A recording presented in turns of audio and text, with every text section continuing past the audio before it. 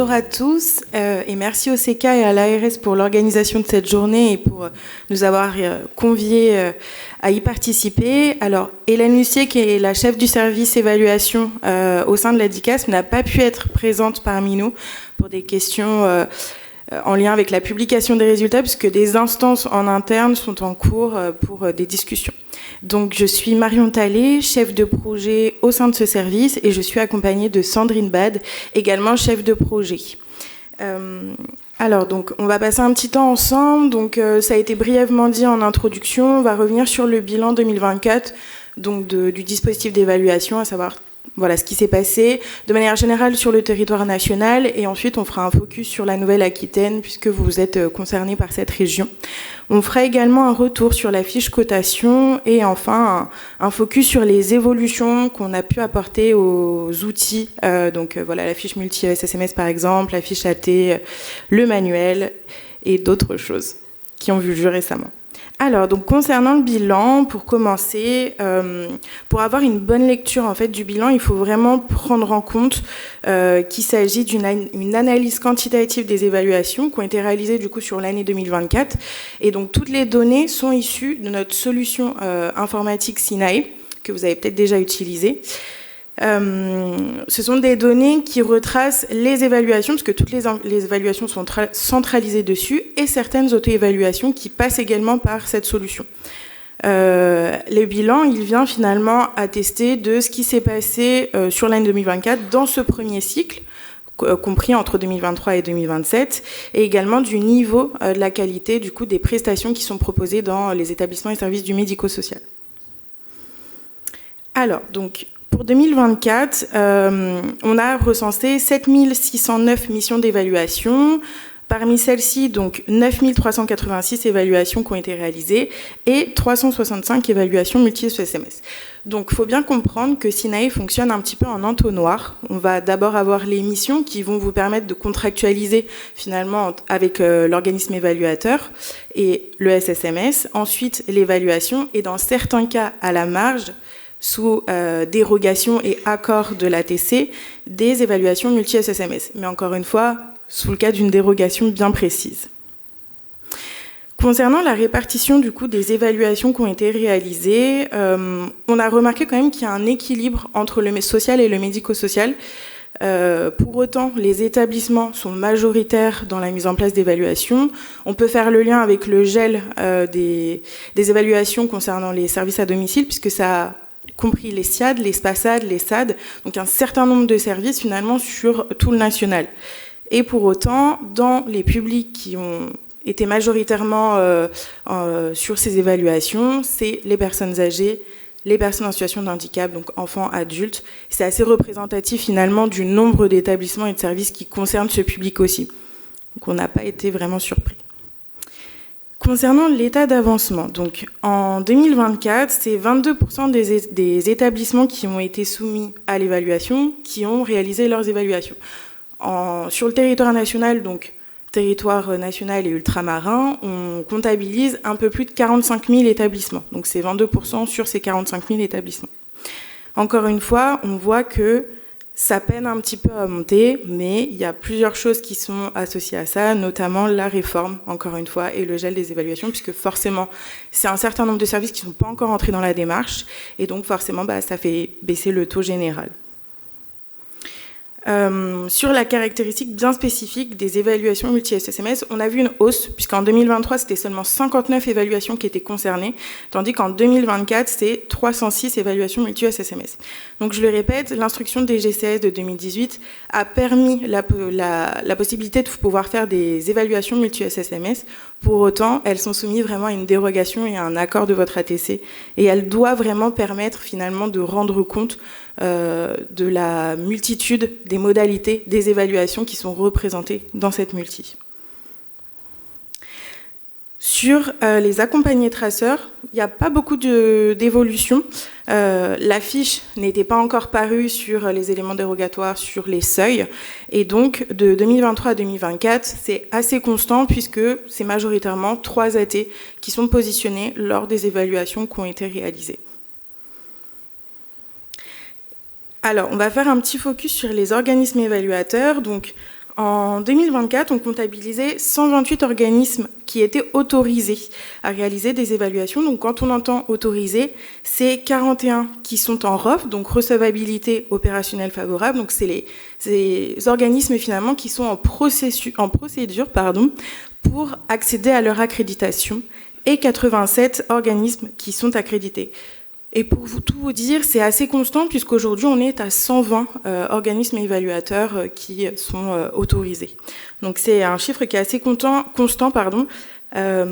Alors que finalement, en 2023, quand il y a eu la mise en place du dispositif, il y avait quand même un nombre beaucoup plus important puisqu'il y a eu un éclat, une volonté de pouvoir réaliser ces évaluations, et ça s'est essoufflé puisque c'est 15 organismes évaluateurs finalement qui font la majorité des évaluations. Donc le reste un petit peu à la traîne.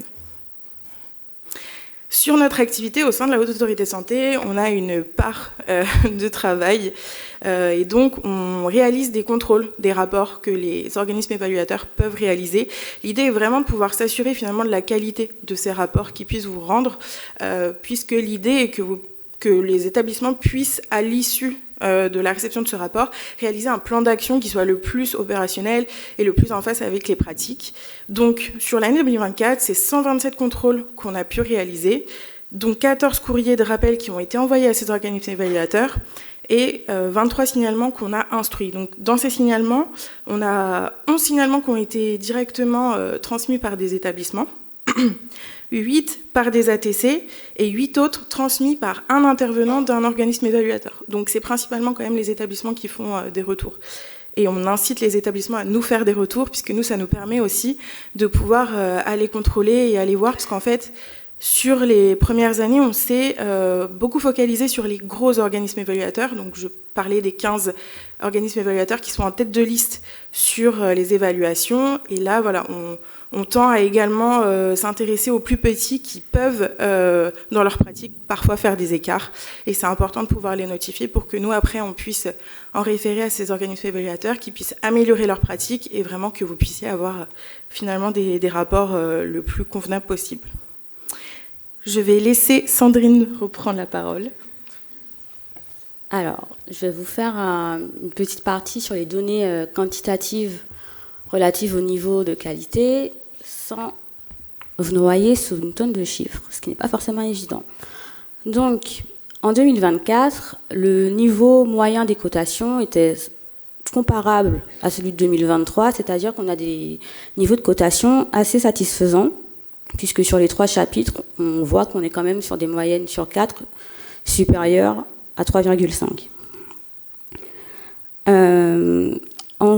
Donc, ces moyennes très généreuses confirment quand même qu'il y a un petit décalage entre les pratiques de terrain et les attendus de la démarche qualité, et aussi au niveau du travail des organismes évaluateurs. Donc, ce qui nous a amené à publier en octobre 2024 la fiche cotation que ma collègue va vous présenter ultérieurement.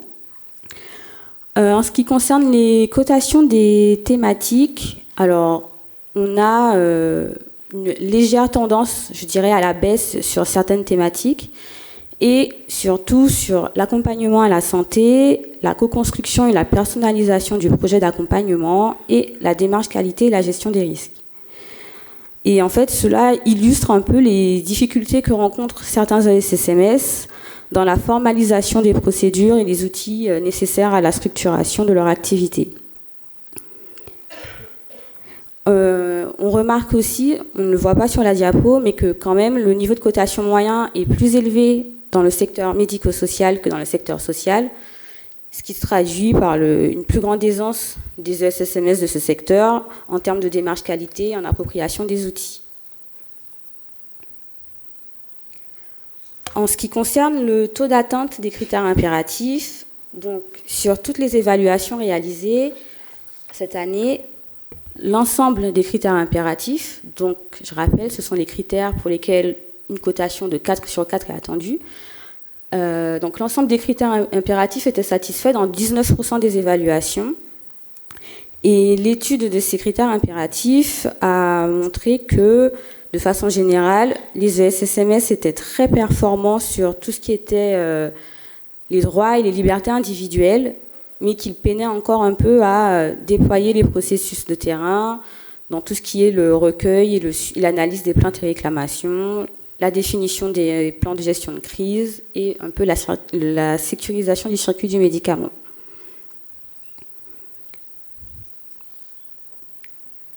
Ensuite, je vais passer à un focus sur 2 thématiques.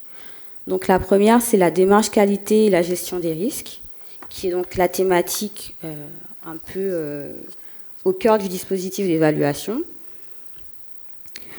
Donc, l'étude de cette thématique, enfin, et surtout de l'objectif 3.10, montre quand même que les ESSMS, de façon générale, donc entre 13 et 16% des ESSMS ont quand même des difficultés pour définir ou déployer leur démarche qualité.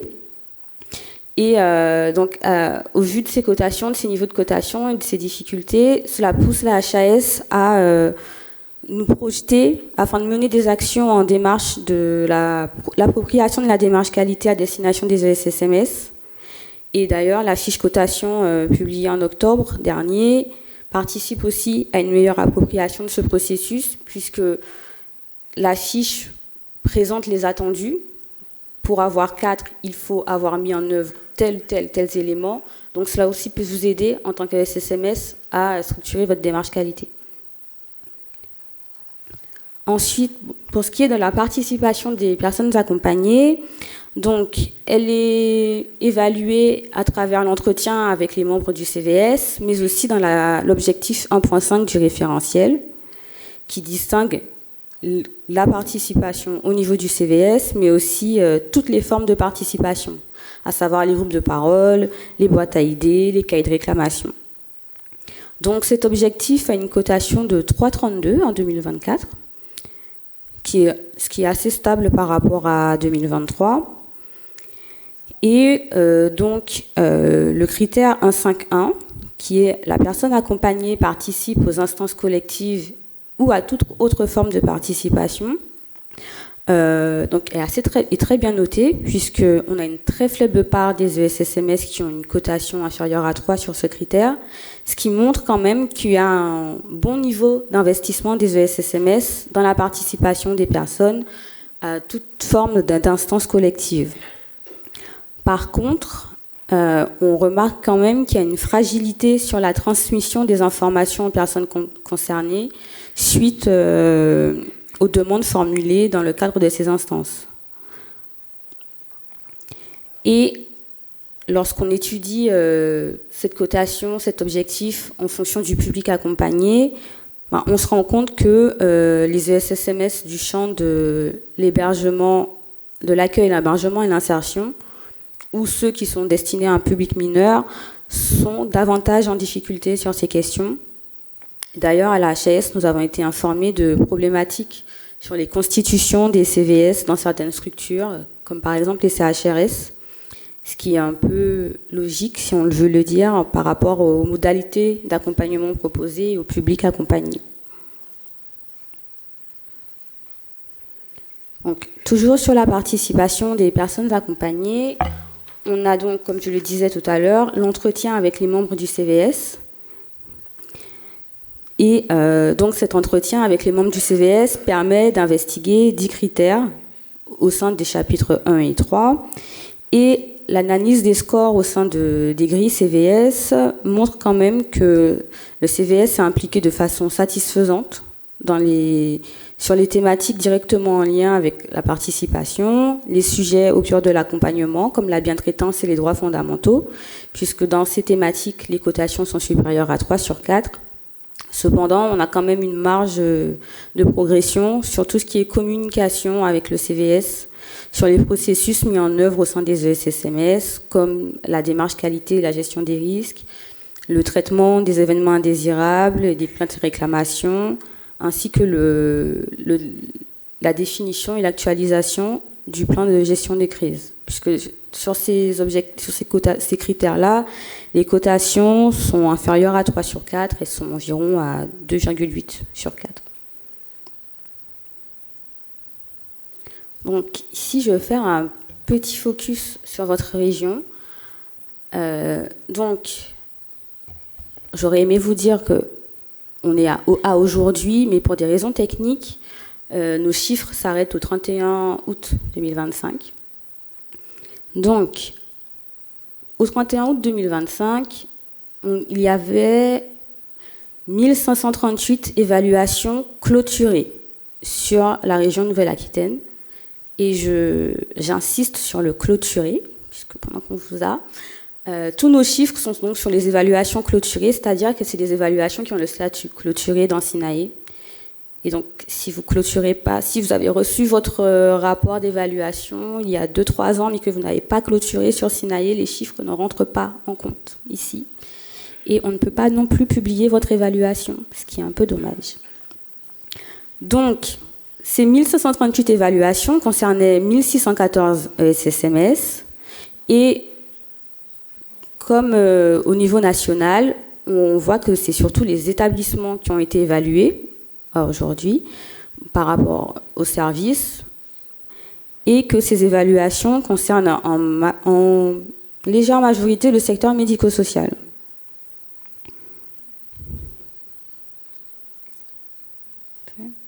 Ensuite, sur le nombre d'évaluations selon les publics rattachés à l'ESSMS, donc je ne sais pas si vous allez avoir les diaporamas juste après, mais il ne faut pas additionner les publics pour arriver au nombre d'évaluations, puisque certains ESSMS accompagnent plusieurs publics. Donc, on vous a mis ces chiffres, c'est pour vous montrer un peu où est la région Nouvelle-Aquitaine par rapport au reste du dispositif. Et par exemple, les 584 évaluations du secteur personnes âgées représentent aujourd'hui 10% des évaluations réalisées en France, ce qui est plutôt pas mal. Et par exemple, pour le handicap, vous êtes à environ, ce qui représente un tiers des évaluations du secteur du handicap sur la France. Donc la région Nouvelle-Aquitaine est bien en avance comparée à d'autres régions. Donc, si je passe sur le niveau de cotation en région Nouvelle-Aquitaine, donc dans la région, le niveau est sensiblement égal à celui de la France entière et vous êtes même un tout petit peu mieux, à quelques centièmes, vous êtes toujours sur les 3 chapitres, vous êtes toujours supérieur au niveau national.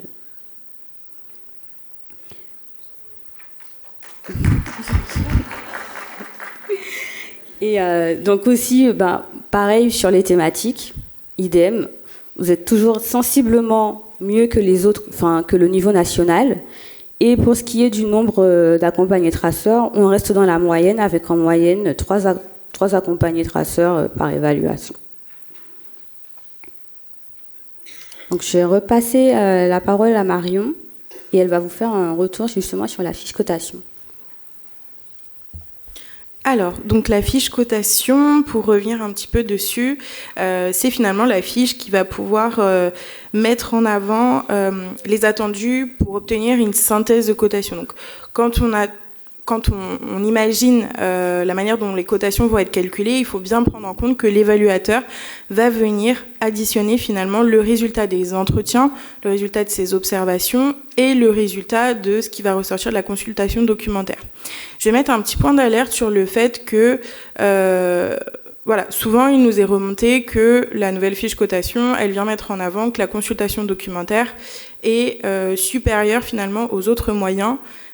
En réalité, c'est pas forcément ce qui est attendu. On attend vraiment qu'il y ait quelque chose de global et qu'aucun des moyens soit supérieur à un autre. C'est vraiment l'importance de pouvoir avoir le récit lors des entretiens, de pouvoir observer aussi la vie finalement dans l'établissement et vient attester ensuite dans certains critères, mais pas tous, la consultation documentaire.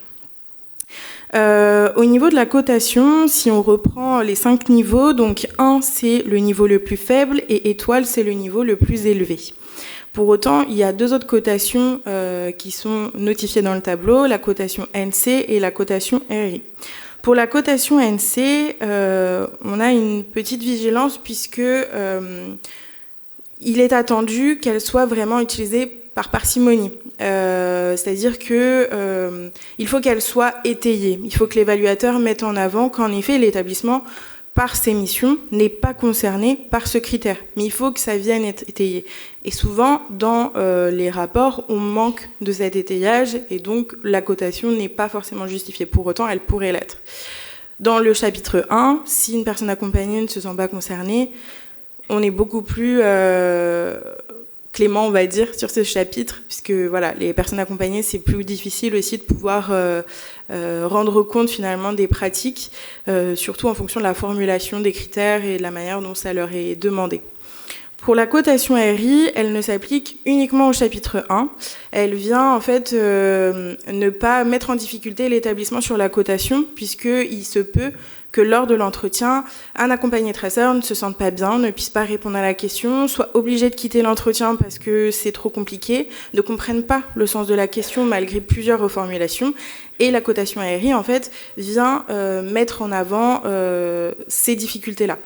Et souvent, la cotation NC est remplacée et mise en avant plutôt que le RI. Et en fait, le RI se justifie. C'est-à-dire qu'un accompagné traceur, on ne peut pas non plus lui faire tenir 3 heures d'entretien. Des fois, voilà, les reformulations ne sont pas suffisantes pour permettre une réponse ou son état physique ne le permet pas non plus.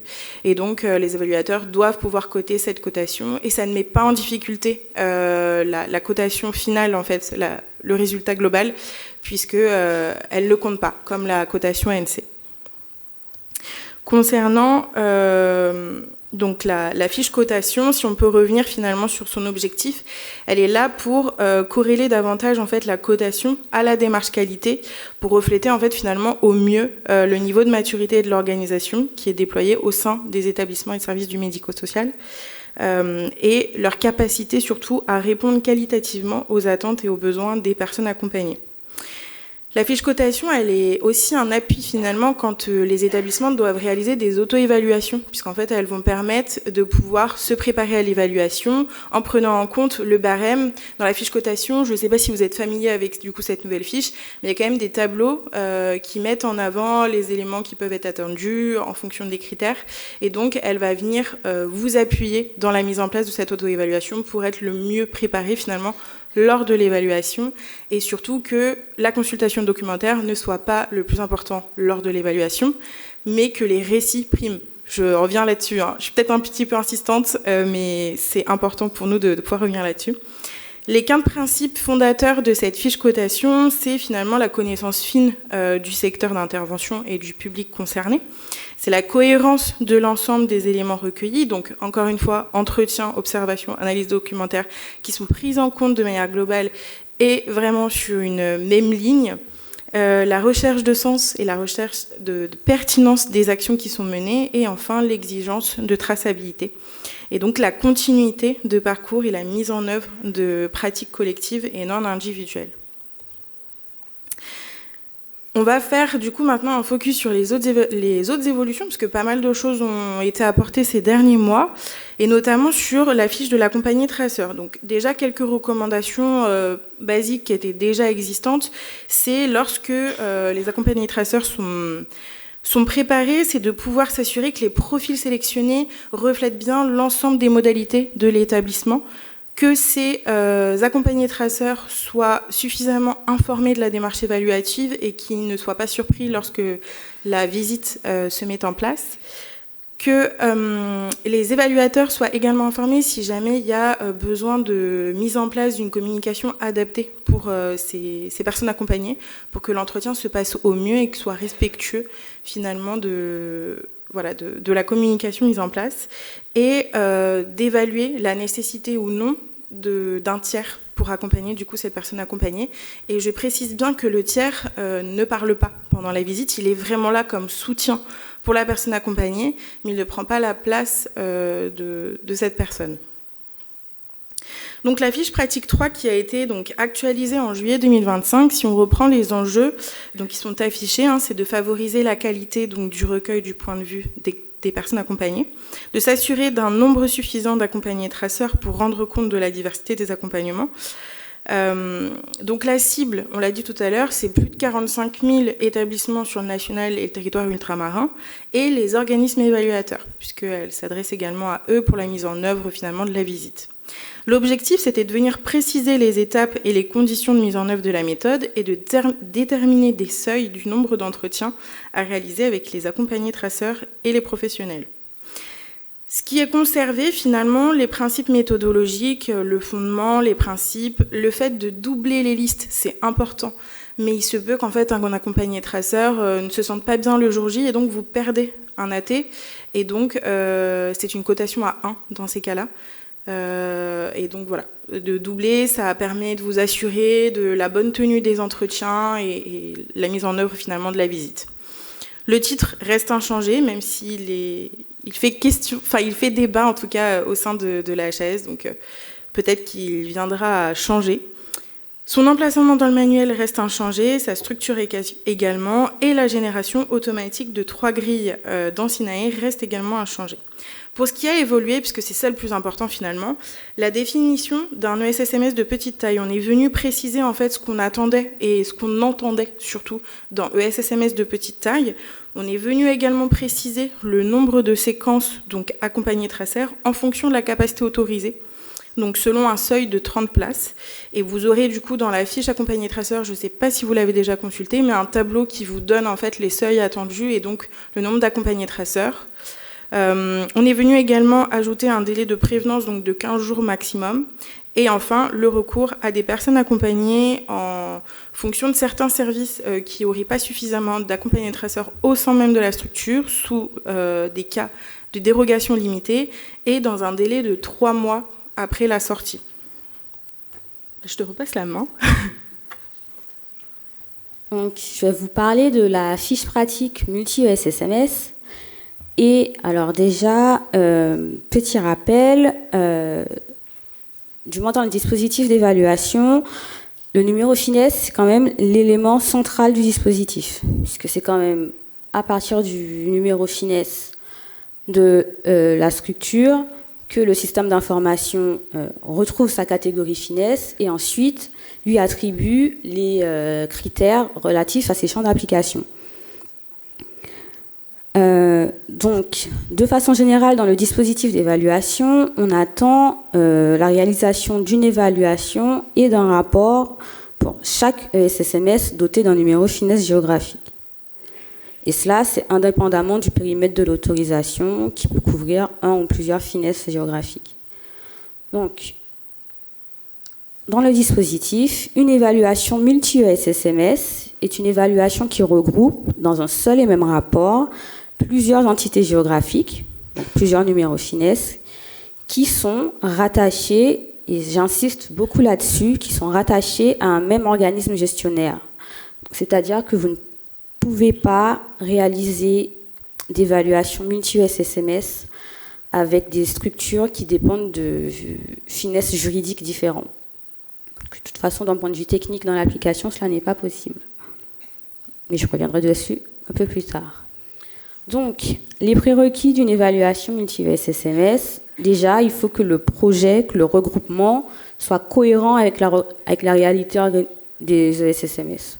Deux structures qui ne fonctionnent pas ensemble, qui sont sur des territoires géographiques totalement opposés, où les professionnels ne travaillent pas ensemble, n'ont pas de projet commun. C'est pas cohérent de les regrouper en une évaluation multi. Donc, le premier prérequis, et c'est déjà celui sur lequel ma collègue a insisté lorsqu'elle présentait le bilan, c'est une autorisation formalisée de l'autorité. Cette autorisation peut être formalisée à l'écrit, par mail ou par courrier. Il faut, comme je le disais, un projet partagé. Donc, c'est soit une logique de parcours, des dispositifs intégrés fonctionnant ensemble, une gouvernance commune et qui partage aussi une démarche qualité commune.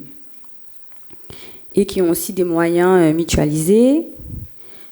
Une proximité des ESSMS sur le plan géographique, ce qui permet aux évaluateurs de réaliser la visite dans le respect des exigences de la méthodologie HAS.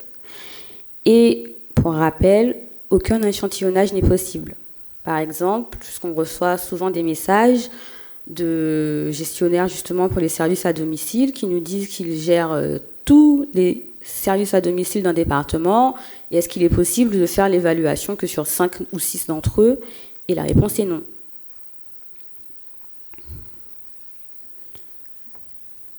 Donc, les facteurs clés de réussite d'une évaluation multi-SSMS. Alors, donc ça commence par un bon paramétrage sur SINAE. Donc ce paramétrage va être discuté avec l'organisme évaluateur qui s'assure de la cohérence des informations liées aux ESSMS, comme l'adresse postale, le numéro FINES, et aussi par une certaine diligence des ESSMS lorsque vous créez la mission dans SINAE, parce qu'en premier lieu, vous devez d'abord vous assurer que vos numéros FINES soient bien à jour, car s'ils ne sont pas à jour, soit vous risquez d'être bloqué. C'est le cas si votre numéro FINES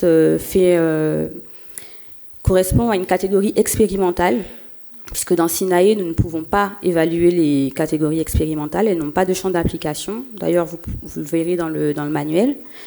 Mais c'est aussi le cas si votre numéro FINES n'est pas à jour. Ce serait dommage que vous apparaissiez comme, je ne sais pas moi, une entreprise adaptée alors que vous gérez un ESAT. Ensuite, toujours en tant que SSMS à la création de la mission, vous devez faire attention à bien sélectionner tous les ESSMS qui doivent être évalués dans le cadre de cette évaluation.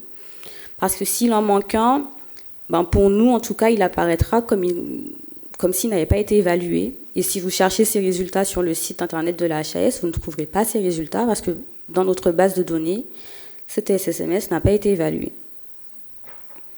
Donc, lorsque la mission est bien paramétrée de votre côté, qu'elle est acceptée du côté de l'organisme évaluateur, ce dernier crée l'évaluation, sélectionne tous les ESSMS et ensuite il la donne, entre guillemets, au coordonnateur de l'évaluation. Et ce dernier va pouvoir ensuite créer autant de grilles du chapitre 1 que nécessaire. Donc, petit rappel sur SINAE, comme le disait ma collègue, SINAE génère 3 grilles du chapitre 1 par évaluation. Et dans le cas des évaluations multi-ESSMS, on a 3 grilles du chapitre 1 par catégorie FINES. C'est-à-dire que vous évaluez un IME et un CESAD, automatiquement vous aurez 6 grilles d'évaluation. 3 pour l'IME, 3 pour le CESAD. Ensuite, dans les grilles du chapitre 1, lorsqu'on dit autant de grilles du chapitre 1 que nécessaire, c'est aussi qu'il faut au moins une grille par SSMS évalué.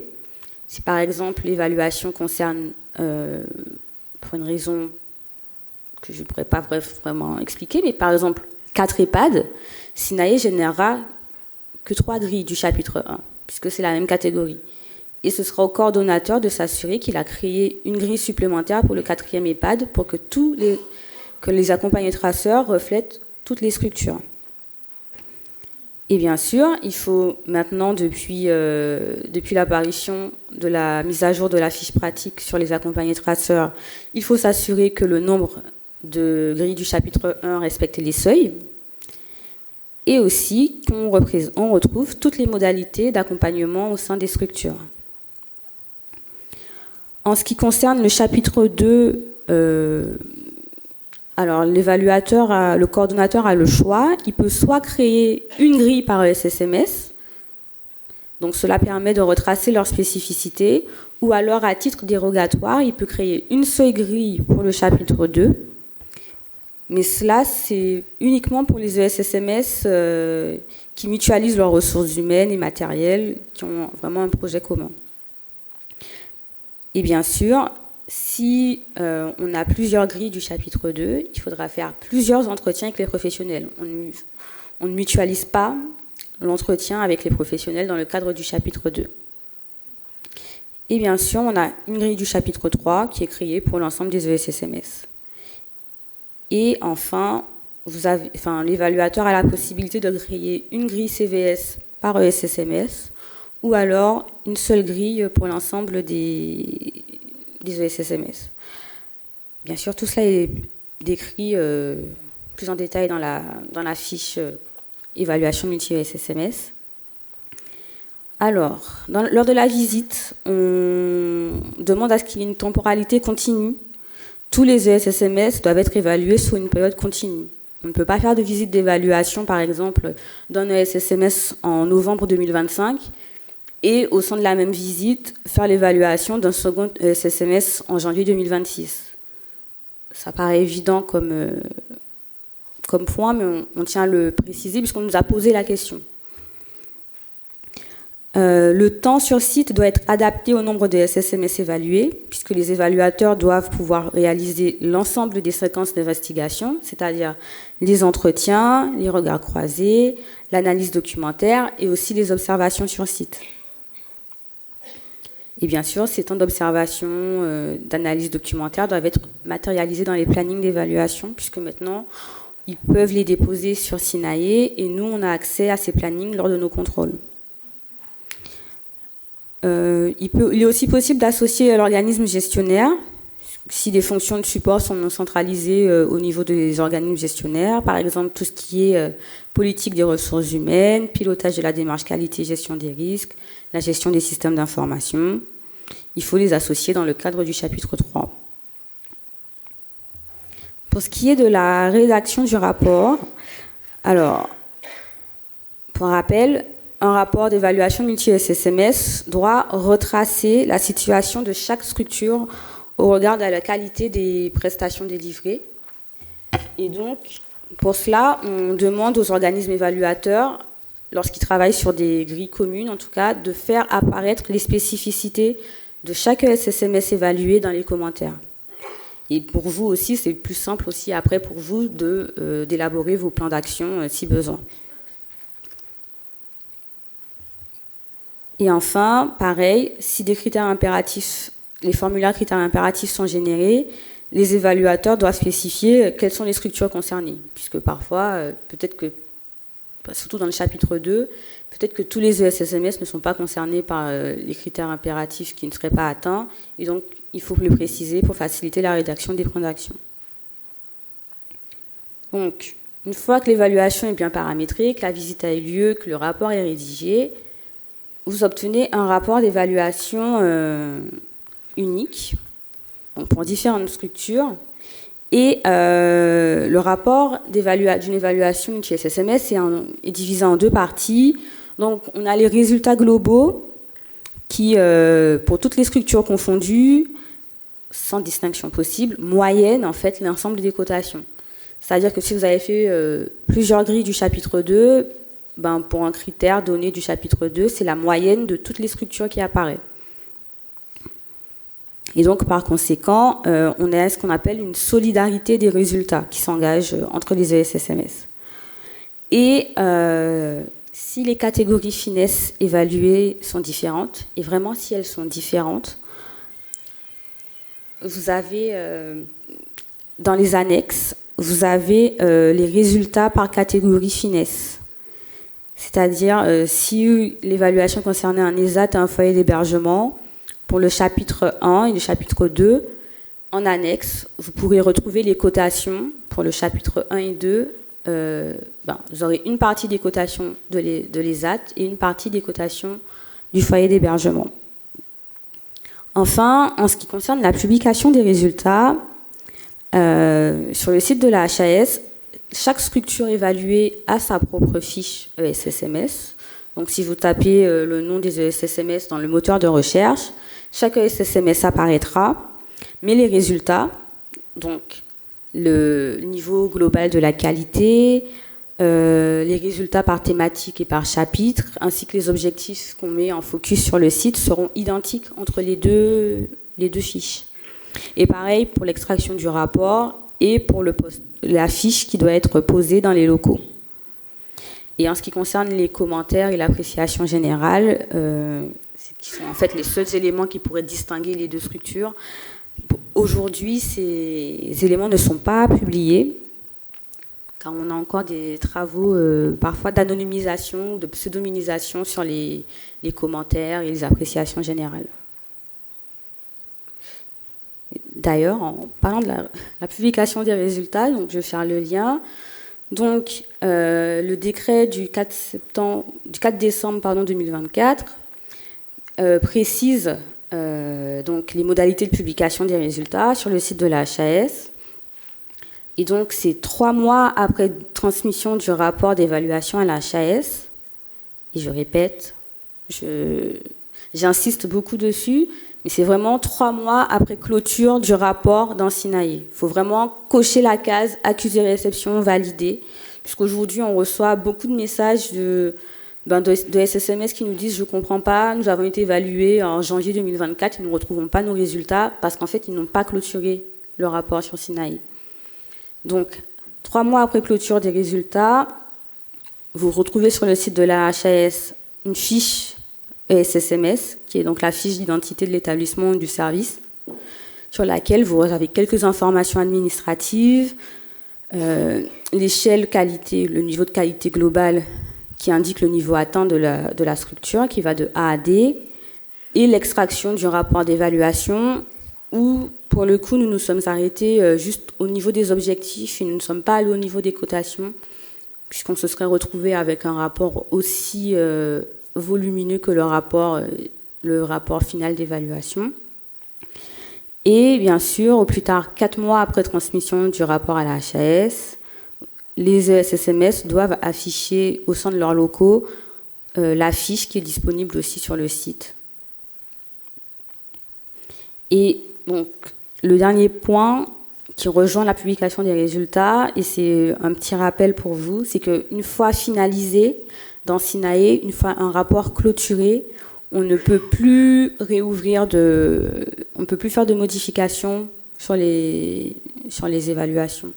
Parce que parfois, on est saisi par des ESSMS qui nous disent il y a des erreurs sur l'adresse postale ou le nom du responsable. Et avant la publication des résultats, on était un peu plus léniant, je dirais, et on a accepté de faire les modifications. Maintenant, on ne pourra plus faire de modifications. Donc, si vous recevez un rapport final d'évaluation, et que vous voyez qu'il y a des erreurs, demandez-nous la correction de ces informations avant de le clôturer. Et je repasse la parole à Marion. Alors, je vois l'heure tourner, donc je vais essayer d'être assez concise. On est venu apporter quelques modifications au manuel, mais rien de très important parce que la V2 arrive et donc des travaux sont en cours au sein de notre service pour pouvoir venir préciser des choses. Donc, le manuel d'évaluation, juste pour repréciser, parce que j'imagine que c'est pas votre livre de chevet, il reprend finalement toutes les fiches où vous allez retrouver les critères, tous les champs d'application, le référentiel, les RBPP. Finalement, c'est le deuxième outil après le référentiel quand vous mettez en œuvre une démarche d'évaluation.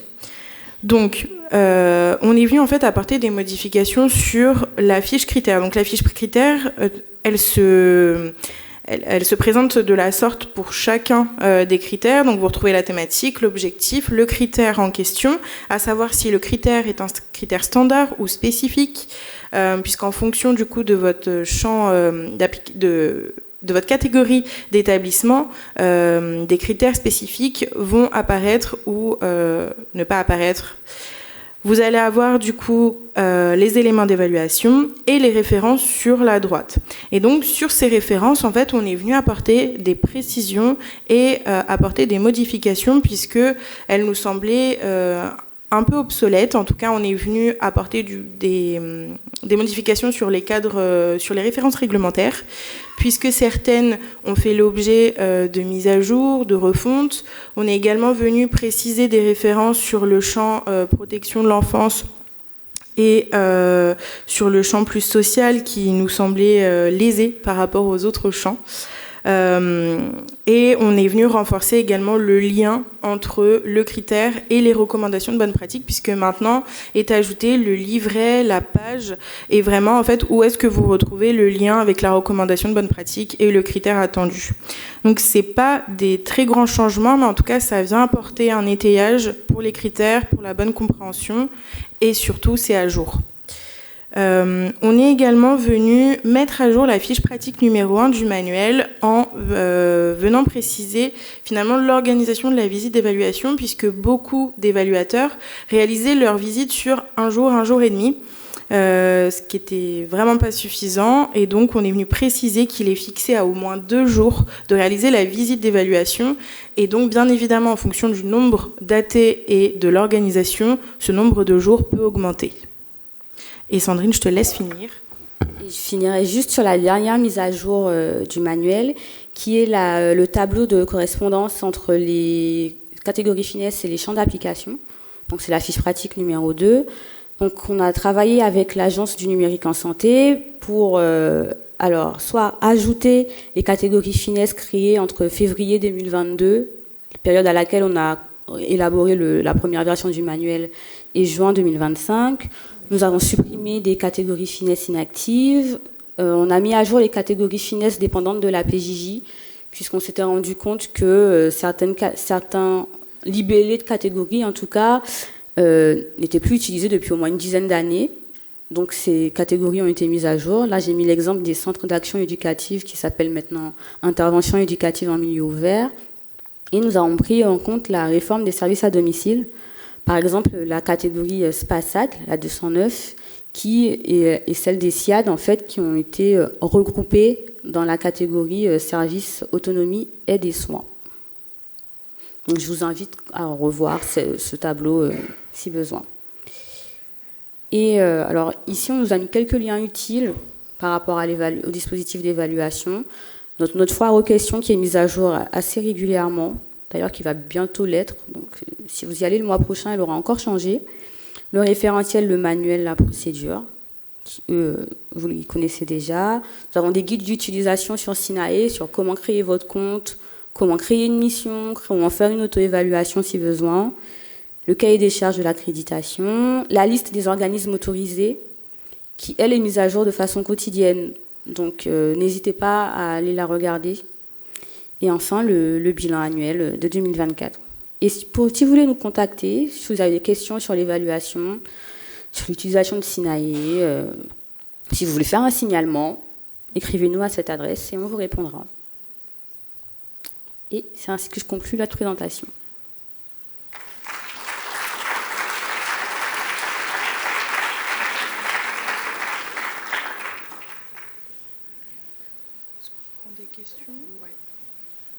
Donc on a prévu un temps d'échange avec la salle, donc toutes les questions sont bienvenues. J'ai envie de dire, profitez de la présence de personnes d'HAS pour poser des questions, que vous soyez avant ou après vos évaluations, puisqu'on a parlé aussi de la publication des résultats.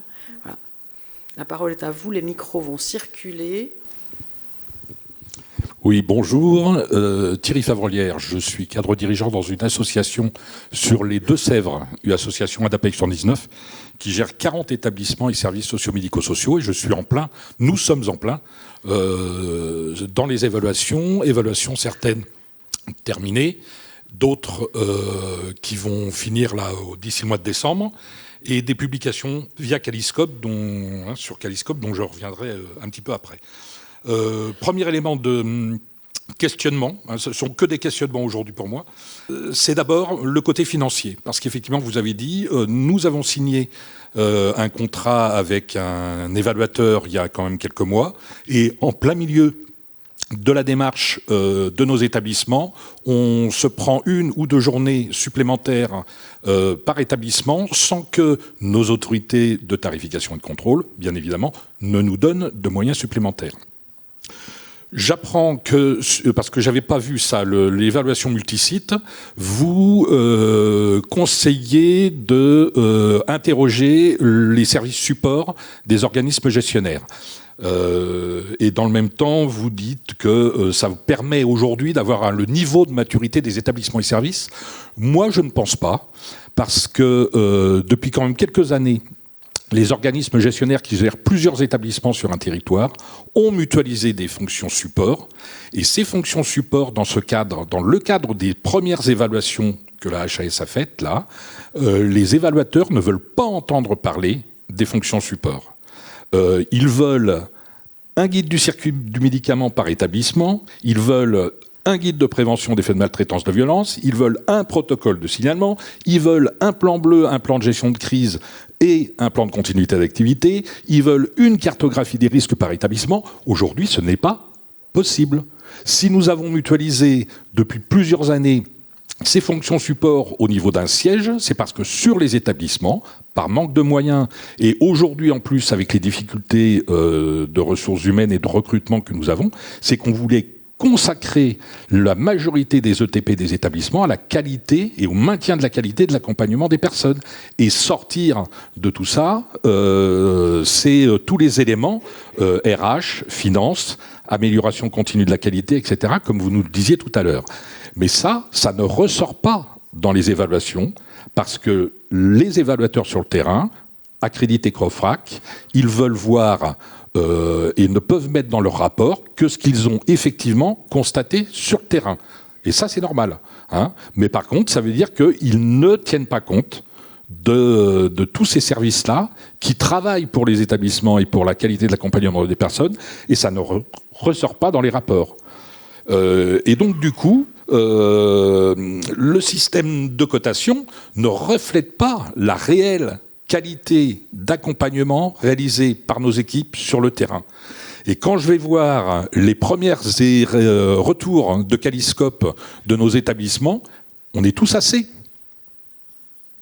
Qu'est-ce que demain, quand j'ai une conférence d'encadrement dans pas longtemps là, avec la majorité des cadres et chefs de service, qu'est-ce qu'ils vont me dire sur la qualité de la cotation de la HAS? Moi, je ne saurais pas répondre. Hein, je renverrai dans les 22. Et il y a même certains conseils en ce moment qui nous disent de plutôt éditer l'affiche en noir et blanc plutôt qu'en couleur. Hein, pour éviter d'avoir le mauvais réfrigérateur dans l'établissement.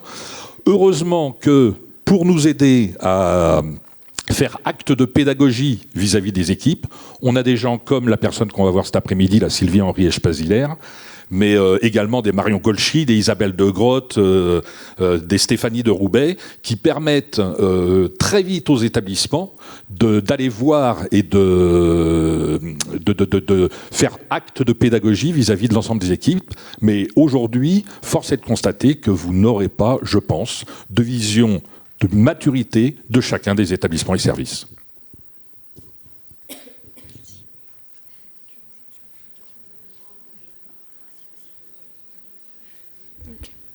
Je vais essayer de répondre. Alors, il y a eu beaucoup d'informations, donc je vais peut-être oublier des choses. Déjà, concernant la publication sur Qualiscope, il y a des discussions qui sont actuellement en interne pour revoir justement cette cotation, notamment sur les évaluations qui ont été passées avant, puisque il y a eu la question de la décimale qui est venue. Alors, j'entends que vous n'êtes pas concerné forcément par ça, puisque vos évaluations sont en cours, si j'ai bien compris.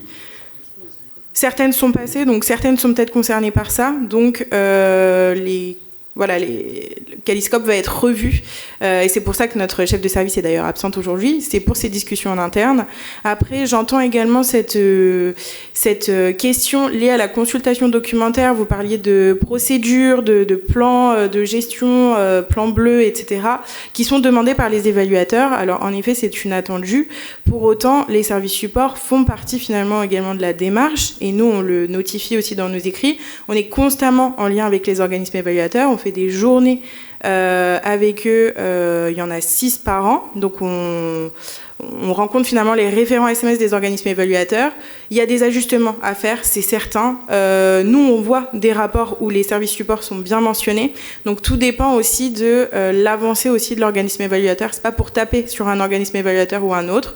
Chacun a son avancée et voilà. Et on tend en tout cas à ce qu'il y ait une harmonisation des pratiques et une uniformisation. Et c'est aussi pour ça ça qu'on va revoir cette fiche cotation qui met l'élément de preuve tant en avant et qui finalement aussi permet pas de refléter réellement les pratiques et des accompagnements et la qualité des accompagnements comme on pourrait l'entendre lors des récits ou ce genre de choses. Voilà. J'espère avoir répondu un minimum. Vous avez une question ou une remarque. Vous avez beaucoup développé la partie multi-établissement. C'est quelque chose de nouveau dans cette démarche parce que vous nous présentez, monsieur, est-ce que vous étiez dans une démarche multi-établissement qui, par rapport à ce que vous avez dit, le chapitre 3 est une vision transversale et globale, ou est-ce que c'est cette fiche, parce qu'il y a que 5%, vous évoquiez qu'il y a 5% des demandes, donc ça nécessite une demande particulière, mais est-ce que c'est pas vers ça qu'il faut tendre ? Ce que vous nous présentez, c'est une gouvernance un peu transversale, donc on est plutôt dans des établissements. Peut-être que vous n'avez pas eu cette démarche initialement. Est-ce qu'elle était connue ? C'est nouveau. Qui est en multi-établissement ici dans cette salle, par exemple ? Mais déclarer multi-établissement pour votre évaluation ? Voilà. Et donc c'est nouveau cette démarche possible ou est-ce qu'elle est connue, méconnue, qui rend cette complexité des évaluations ? Je pense qu'il s'agit plutôt d'une démarche plutôt méconnue, puisqu'en fait, depuis le début du dispositif, donc depuis 2023, on avait quelques évaluations multi-ESSMS. Après, je pense que ça dépend aussi peut-être des autorités de tarification et de contrôle qui proposent ou pas, ou qui indiquent ou pas que cette fonctionnalité est possible. Après, je rappelle quand même que l'évaluation multi-SSMS n'est peut-être pas la solution à tout, puisque les rapports aujourd'hui dans SINAE ne sont pas très faciles à lire. Donc si vous multipliez les ESSMS, ça risque de complexifier la lecture et l'élaboration des plans d'action. Oui, il y a une solidarité des résultats aussi, également. Oui, aussi. Okay, et si je peux juste revenir sur le multi, c'est vrai que tout va être moyenné en fait. Donc c'est-à-dire que les pratiques d'un établissement va être noyé dans la moyenne et donc ça va pas refléter aussi, c'est-à-dire que vous pouvez avoir des disparités parce que les professionnels ne sont pas les mêmes, les personnes accompagnées non plus, le public, il y a beaucoup de choses, même si la gouvernance est la même, les pratiques au sein de l'établissement ne sont pas les mêmes et la multi-SSMS ne reflète pas ça. En tout cas, nous, dans les rapports qu'on reçoit, il est très difficile de distinguer finalement les différents ESSMS à la lecture des rapports. Et on se dit que pour vous, qui doivent faire un plan d'action derrière, comment dissocier chacun des établissements qui sont concernés par telle ou telle donnée ? C'était ce chapitre 3 surtout qui m'interrogeait, voilà, qui en effet plus dans la logique de ces types d'établissements.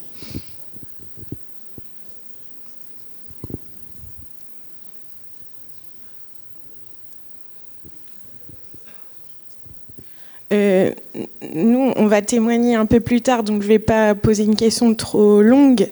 Mais ce qui nous a le plus interrogé, c'est le décalage entre la note globale ABCD et la moyenne finalement des critères, des objectifs, des évaluations. Et du coup, ma question, pour essayer d'être concise, c'est est-ce que deux choses. Est-ce que à terme, comme vous êtes en train de anonymiser ou pseudonymiser les commentaires d'évaluation qui aujourd'hui n'apparaissent pas sur les fiches, et peut-être en train aussi de discuter sur une V2 de règles de calcul des scores de lettres, est-ce qu'on aura le droit, avant l'échéance des 5 ans, de réimprimer une fiche qui fait apparaître ces commentaires qui viennent un peu nuancer une note AC qui peut venir, on va dire, résumer une évaluation qui au final a des notes à plus de 3,5 de moyenne par objectif, voilà. Et est-ce qu'on peut aussi espérer pouvoir mettre à jour cette fiche si jamais la règle de calcul ABCD évolue avant l'échéance des 5 ans, comme on est sur un nouveau dispositif? Alors, donc si... alors, J'ai dit qu'un travail d'anonymisation, de pseudonymisation était nécessaire à la publication des codations. Alors honnêtement, il n'a pas encore commencé. Voilà. Mais toujours est-il que si les discussions qui ont lieu cet après-midi sur la méthode de calcul modifient vos affiches, bien évidemment qu'il faudra les réimprimer pour les réafficher. Parce que vous allez pas, par exemple, si vous étiez en D et qu'avec le nouveau calcul vous passez en B, c'est sûr qu'il faut réafficher il faut mettre la version à jour sur Galiscope sur votre affiche. Et puis de toute façon, il y aura une communication faite à ce sujet. Si les discussions aboutissent et que la méthode de calcul change, on fera une communication à ce sujet pour que vous retourniez sur vos fiches SSMS si jamais vous avez, si votre note a changé.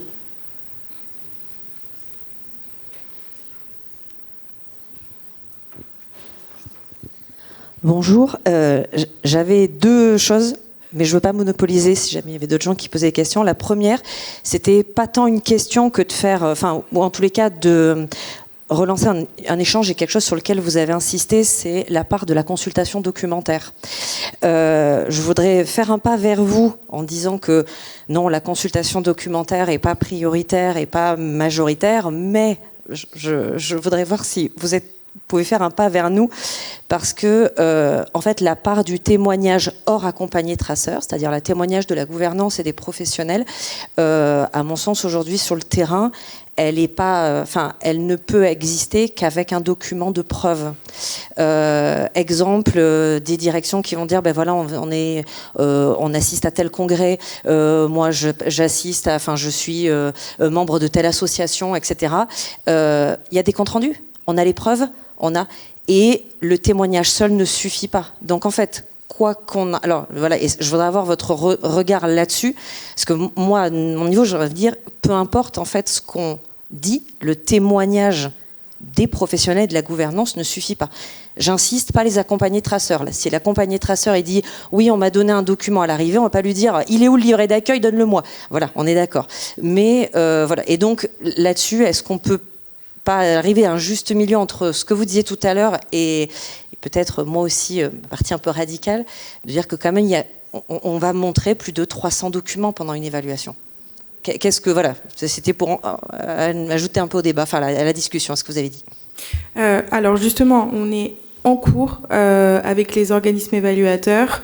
Justement, jeudi, on a un groupe de travail pour pouvoir se reposer la question de savoir est-ce que, par exemple, on peut également se baser sur un professionnel qui va venir dire quelque chose et un athée qui va donner la version assez similaire. Est-ce qu'on peut dire que ça corrobore et que c'est en lien. Enfin voilà, faire des liens aussi entre ce que les professionnels peuvent dire. C'est-à-dire que dans le chapitre 2, il y a des professionnels qui vont dire des choses, s'il y en a d'autres qui viennent confirmer, ou si la gouvernance vient confirmer, est-ce qu'on peut aussi se dire, on fait confiance. On est dans ces réflexions-là, de se poser la question justement de ce qu'on met derrière consultation documentaire, de la redéfinir, et finalement, est-ce que juste on peut éviter de rentrer que dans des procédures, des process, des écrits, et la parole, est-ce qu'elle peut faire foi ? Aujourd'hui, j'ai pas la réponse, mais en tout cas, c'est des questions qui sont en interne, avec lesquelles notre équipe, on est assez au clair. Et là, on est en train justement de lancer un peu une discussion avec des organismes évaluateurs. Et des collègues sont sur l'AV2, justement, de la fiche de cotation pour venir repréciser ces choses-là. Donc, il y a des pistes d'amélioration qui vont être mises en place. Et voilà. Donc, on entend et on fera part, du coup, à nos collègues pilotes sur le projet de cette intervention. Merci beaucoup. Et la deuxième chose, c'était par rapport aux accompagnés traceurs.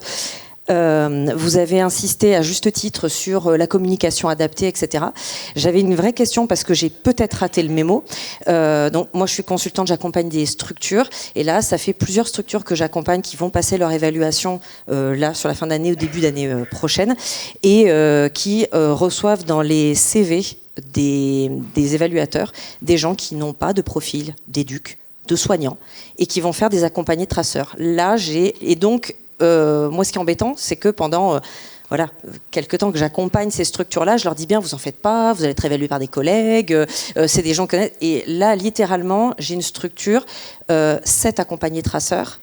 Nous avons quelqu'un qui a un profil de directeur, qui n'a jamais été autre chose que directeur, avec voilà, et une autre personne qui est une ancienne RH reconvertie dans le médico-social, référent qualité, les deux vont faire des accompagnés traceurs face à des enfants en situation de handicap, dont TSA. Perso, moi je leur ai dit envoyer un mail, mais enfin voilà. Alors est-ce que j'ai raté le mémo ? Parce que pour moi ça c'était un des fondamentaux de l'accréditation. Et je rends le micro.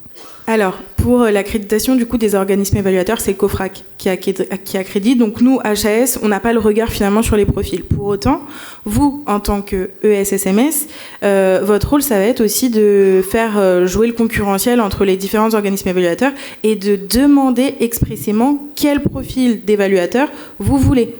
Et ça, il est important en fait. Et si jamais, lors de la visite, les évaluateurs ne sont pas ceux qu'on vous a présentés lors de la contractualisation, c'est un écart méthodologique. Donc, ils n'ont pas le droit normalement de faire ça. Donc, ça, c'est, voilà, vous pouvez en référer à la fois à l'organisme évaluateur, à nous et au COFRAC ensuite par la suite.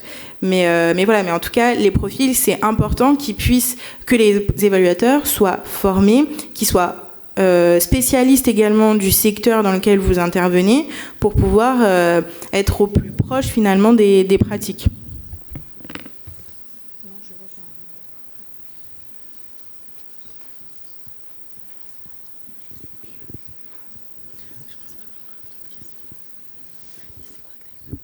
Pour rebondir sur ça, il faut savoir que dans la pratique, quand on fait un appel à concurrence pour choisir un organisme, la plupart des organismes, les gros organismes, ils vont pas nous communiquer les CV précis des évaluateurs qui vont intervenir sur site, mais plutôt soit le book de toutes les personnes avec qui ils peuvent être amenés à travailler.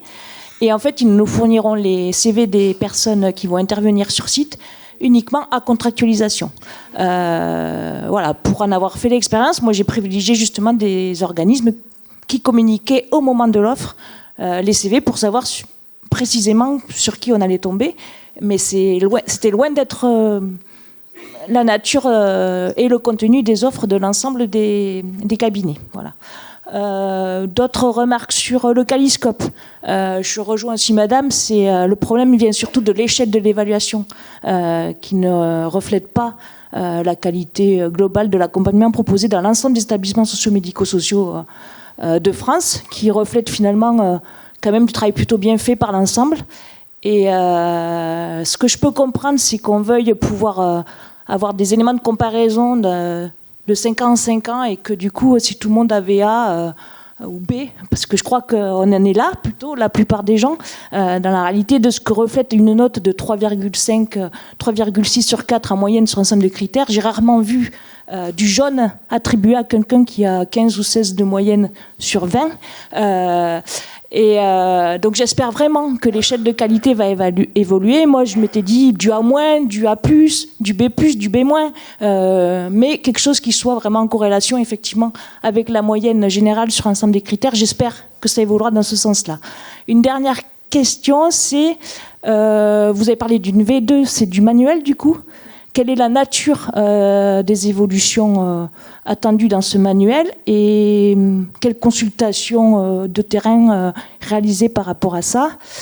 Et j'avais une dernière petite remarque, mais je sais que c'est en cours. Est-ce que le rapport d'évaluation papier va tendre vers je sais qu'il y a une consultation en cours, mais en tout cas, il est aujourd'hui très difficilement exploitable pour faire de l'amélioration continue à partir de ça. Donc, à minima, une présentation par thématique avec une comparaison des 3 chapitres et des réponses données dans chaque chapitre par thématique pour exploiter un minimum le rapport pour faire de l'amélioration continue serait l'attendu. Voilà. Plus des éléments. Moi, j'exploite le fichier Excel aujourd'hui pour faire ce type d'analyse, et je pense que le travail pourrait être fait directement dans le rapport pour s'éviter ce travail-là. Voilà.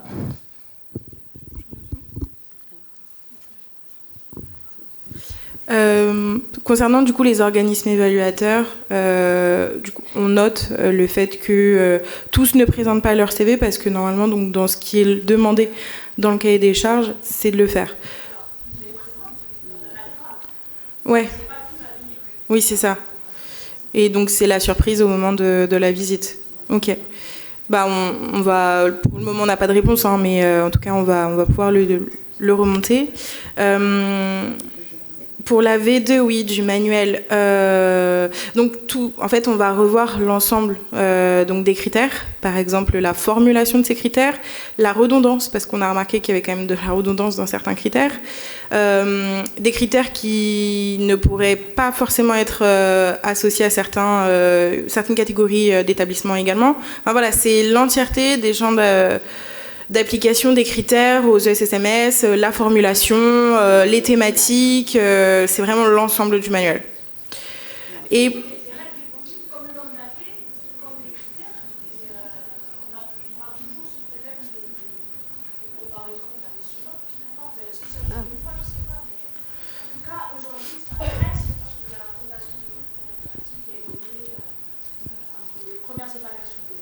ouais. On va se heurter à la même problématique avec le nombre datés. On n'en avait que 3 au début, maintenant on en a 8. Et dans un an, on va nous dire, en fait, on avait 157 critères, on va tomber à 150 parce qu'il y avait des critères qui étaient à tous et finalement exclus. Voilà. Ouais. Donc, je pense que ça va être compliqué de tenir la comparaison d'une année sur l'autre avec des règles qui changent en permanence. Alors, la V2, elle aura lieu à l'issue de ce cycle. Elle n'aura pas lieu au cours du cycle. C'est-à-dire que là, on fait, nous, des améliorations sur certaines fiches pour venir préciser des choses au vu des remontées terrain des organismes évaluateurs, parce qu'on a énormément de remontées de votre part dans notre boîte contact et lors de groupes de travail qu'on peut faire sur certaines thématiques. Donc aussi, on s'inspire de ce qu'on peut avoir pour pouvoir faire des améliorations. Malheureusement, ça ne peut pas contenter tout le monde et on essaye aussi. C'est un dispositif qui existe depuis 2 ans, donc il est aussi en phase d'expérimentation. Et donc là, nous, en fait, on va commencer les travaux sur la V2, puisque l'idée, c'est que ça sorte pour après 2027, puisque le cycle, c'est 2023-2027. Donc, mise en place en 2028. 1er janvier 2028. Et le rapport, en effet, il est imbuvable, on le sait, nous on le contrôle constamment, donc on en fait aussi les frais. Il y a des groupes de travaux, donc vous avez dû voir passer normalement les annonces sur nos réseaux, notre site, pour faire des groupes de travail. Donc est attendu que des professionnels de terrain puissent être présents pour faire remonter un certain nombre de pistes d'amélioration. Voilà. Merci. Moi, j'avais une question, c'était par rapport à Caliscope.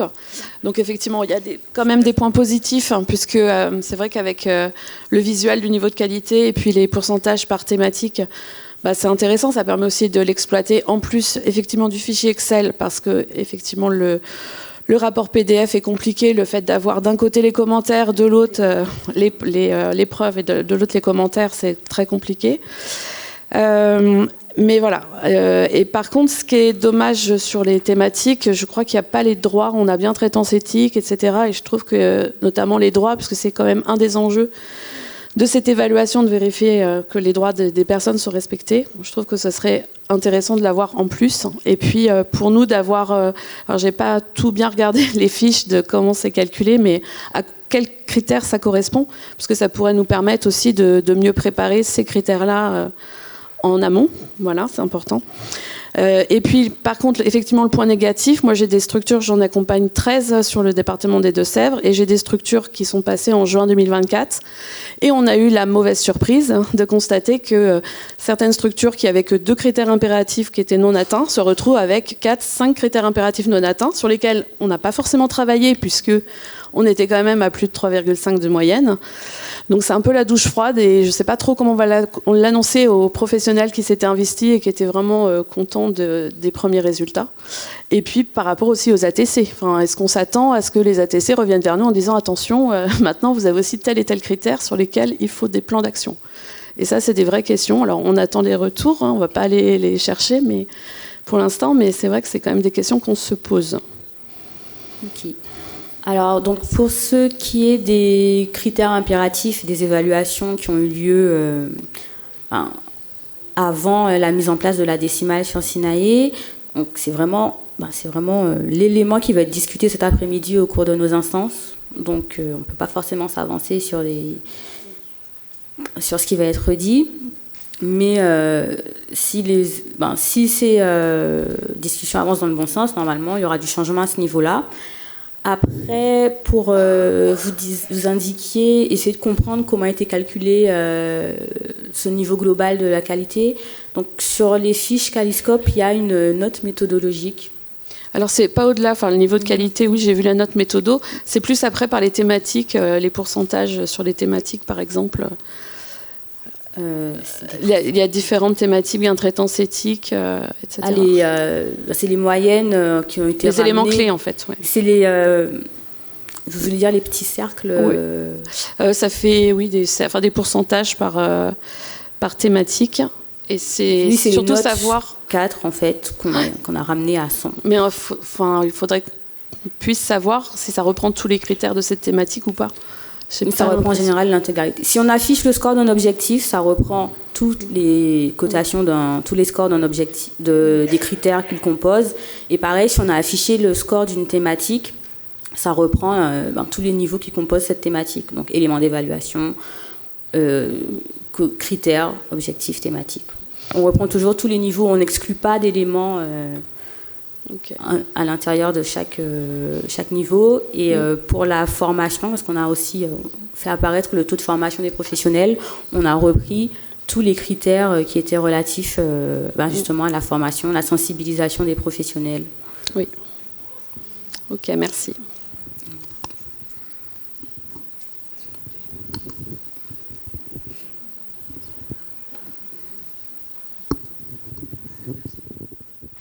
Oui, bonjour. J'aurais deux petites observations. Donc, une première observation très particulière concernant le recueil des éléments preuves, parce qu'on sait qu'on a pléthore d'éléments preuves à recueillir. Ce qui s'est passé, c'est que les évaluateurs, on leur a transmis un certain nombre d'éléments preuves, dont des éléments preuves qui se reportaient à un critère impératif. Et donc, notre équipe d'évaluateurs a oublié d'en noter certains.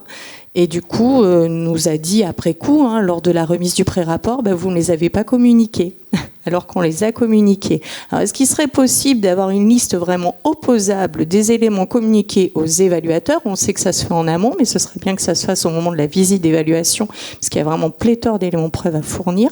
Ça, ce serait vraiment très intéressant à constituer. Et puis également, j'ai une seconde observation. Là, c'est une collègue qui m'en a parlé, à savoir que lors de l'entretien avec les membres du CVS, alors on sait que pour certains membres du CVS, l'entretien est assez technique.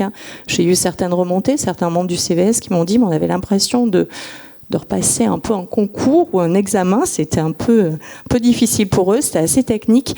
Et donc pour la collègue en question, les membres du CVS n'ont pas été en mesure de dire s'ils avaient eu une présentation sur l'année, des événements indésirables ou autres. La direction a fait remonter le compte-rendu comme quoi les événements indésirables avaient bien été présentés aux membres du CVS, et malgré tout, ils se sont pris la cotation de 1. Donc ça a été difficile aussi pour l'établissement. Alors est-ce qu'il n'y aurait pas moyen de faire quelque chose ? Parce que les membres du CVS, après tout, ils se culpabilisent, ils disent mince, on a oublié ça. Donc du coup, ce serait bien aussi de prendre en considération ces éléments preuves, ces comptes rendus.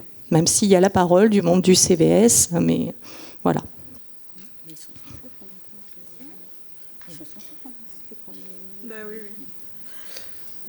Alors, pour ce qui est de l'entretien avec le CVS, donc déjà, sur la compréhension des termes, il faut quand même, ça revient quand même aussi à l'évaluateur d'adapter son discours en fonction du public rencontré. Après, pour ce qui est de la cotation à 1, alors que vous aviez fourni l'élément de preuve... le compte rendu. Mais le témoignage de la personne allait dans le sens où on ne lui avait pas présenté les événements indésirables, alors que le compte rendu attestait le contraire.